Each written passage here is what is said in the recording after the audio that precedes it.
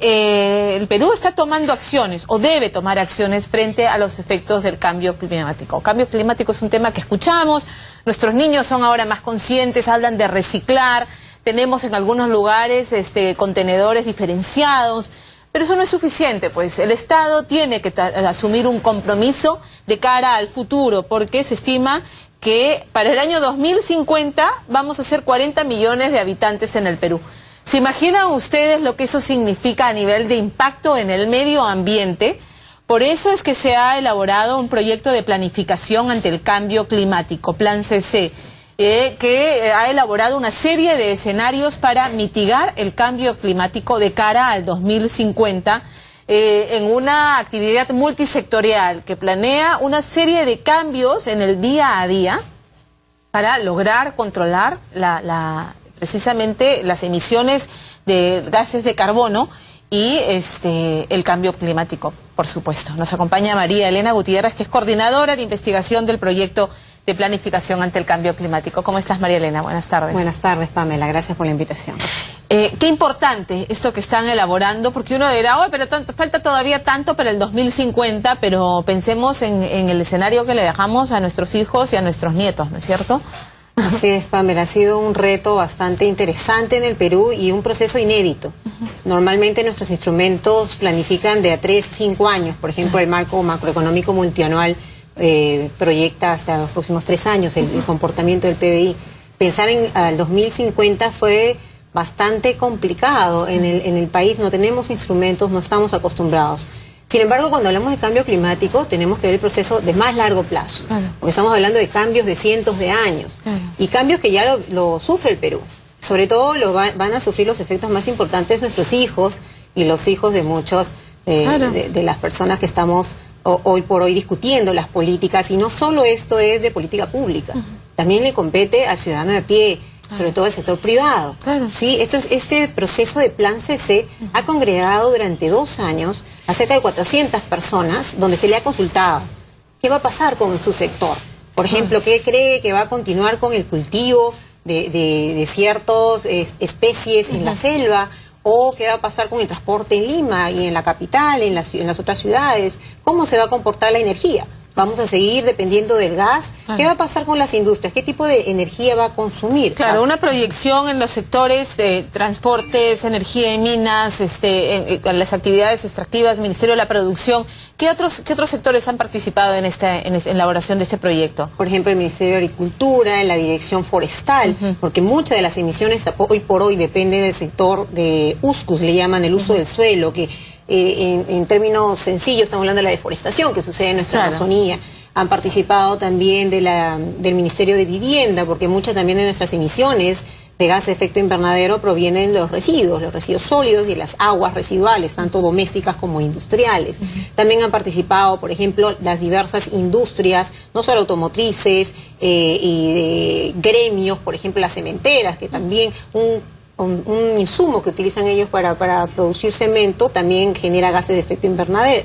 ¿Qué se recomienda? ¿Hacia dónde debemos apuntar en las industrias extractivas, en el tema del transporte público masivo? Estoy leyendo aquí parques eólicos, centrales de paneles solares, plantas geotérmicas. ¿Qué recomendaciones son las principales que hay que empezar a tomar en cuenta? Mira, se han evaluado en realidad 77 medidas de mitigación. 77. Que hay un catálogo bastante amigable, no sé si me permites mostrarlo, claro que está en la página web del proyecto Plan CC, pero de esas 77 se han identificado que 33 podrían tener un efecto bastante importante en términos de emisiones y que también pueden representar ahorros. Por ejemplo, en el caso de transporte, no solo está el tema de infraestructura, como por ejemplo estamos hablando de las 7 líneas del metro, ¿no? También hay cambios tecnológicos. Te dicen, miren, no sigan usando de repente vehículos gasolineros, úsalos pero híbridos, por ejemplo, ¿no? Entonces donde el ahorro lo van a sentir en la gasolina, por ejemplo, en el combustible. Pero también hay instrumentos, le llamamos nosotros alternativas de mitigación relativas a hacer las cosas bien. Por ejemplo, hay un programa de capacitación a los choferes profesionales en manejo ecoeficiente. Planificando la ruta, pueden ahorrar combustible y además reducen emisiones, en el caso, por ejemplo, de transporte. En el caso de agricultura, hay muchas actividades que se refieren a hacer las cosas bien. Por ejemplo, el arroz, el arroz bajo inundación genera mucho metano, que es gas de efecto invernadero. ¿Ah, sí? ¿Sí? Entonces, utilizar, por ejemplo, sistemas de riego intermitente, además que ahorras agua, ahorras dinero, reduces emisiones. Y se produce lo mismo, o sea, no va a bajar la producción por este cambio. Por ejemplo, en la agricultura se aumenta rendimientos. Al utilizar otra variedad del alimento, del ganado lechero, del forraje, aumenta el rendimiento de leche. ¿Sí? Hemos identificado muchas acciones que al ciudadano de pie o al empresario le podrían representar ahorros. ¿Y qué hace falta para que se aplique? Porque todo suena tan como de sentido común, todo es científicamente comprobable. ¿Por qué es que no se ha puesto en práctica antes? Eso es muy interesante. Por ejemplo, en el sector que nosotros llamamos sector porque así se miden las emisiones, en el sector de deforestación forestal, muchas de las actividades representan un negocio redondo. Yo siempre pienso, cuando me vaya a jubilar voy a dedicarme a eso. Claro. Pero ¿por qué no lo hacen? Claro. Y es precisamente, por ejemplo, para poder hacer un manejo forestal adecuado, darle valor al bosque, tienen que haber una serie de condiciones habilitantes para que el empresario pueda invertir. Por ejemplo, tiene que haber de titulación de tierras, tiene que haber un ordenamiento de ese suelo, cómo podemos hacer buen manejo. Entonces el proyecto también ha identificado no solo técnicamente qué se necesita, cuánto se necesita, porque hemos estimado cuánto cuesta. ¿Sí? No solo el hoy del capital inicial, sino también de los gastos de operación y mantenimiento anuales, sino también hemos identificado qué se necesita hacer, tanto de manera regulatoria. Le han hecho la tarea a todos los sectores, prácticamente. Bueno, han participado. Y han participado, o sea, digamos, hay consenso en que esto es lo que se tiene que hacer. Este es como que el plan de trabajo, la hoja de ruta hacia el año 2050. Hay el compromiso de empezar a aplicarlo ¿desde cuándo? Porque estás hablando del metro, ¿no es cierto? Que va a empezar a construirse, ya salió la licitación. Tendría que ya entonces aplicarse el tema de qué tipo de vagones se van a contratar, que hagan menos emisiones, que no sé si en el tema del transporte público, en el caso del metro, se puede usar otro tipo de combustible. ¿Se va a poner en marcha ya en el corto o mediano plazo? Sí, mira, lo que significa Plan CC ha sido primero que nada tratar de analizar, ¿nos conviene o no nos conviene la mitigación? Porque en teoría las renovables, estas infraestructuras son buenas para los países, pero para un país como el Perú, ¿los conviene o no?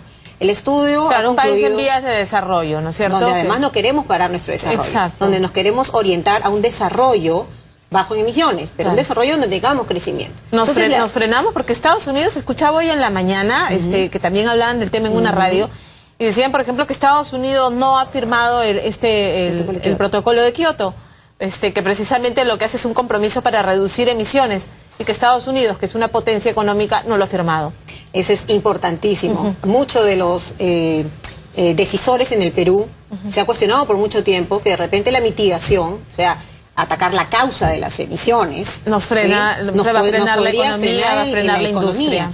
Por eso Plan CC lo que hizo, esto está basado con 7 grupos de investigadores, uno de ellos es Apoyo Consultoría. Ellos han corrido un modelo macroeconómico, pocas veces usado en el país. Por ejemplo, se usó una vez para el TLC con Estados Unidos, se llama el modelo de equilibrio general computable, donde ha podido modelar qué pasaría con el PBI del Perú al 2050. ¿Y qué dice? Primero que nada, la buena noticia es que no baja, y más bien a partir del 2022 aumenta el crecimiento del PBI. O sea que todo está perfectamente calculado y planificado, y no hay ninguna razón por la que no debería empezar a aplicarse esto. Con estas medidas de mitigación, no, porque no son ninguna medida de mitigación complejas, difíciles de alcanzar. Son prácticas que hoy por hoy ya se vienen aplicando en otros países y donde más bien va a aumentar competitividad en muchos de los casos. Excelente, te agradezco mucho. Hubiera querido tener más tiempo para seguir hablando del tema, pero lo vamos a abordar nuevamente en el futuro. Muchísimas gracias por estar con nosotros. Gracias a ti, Pam.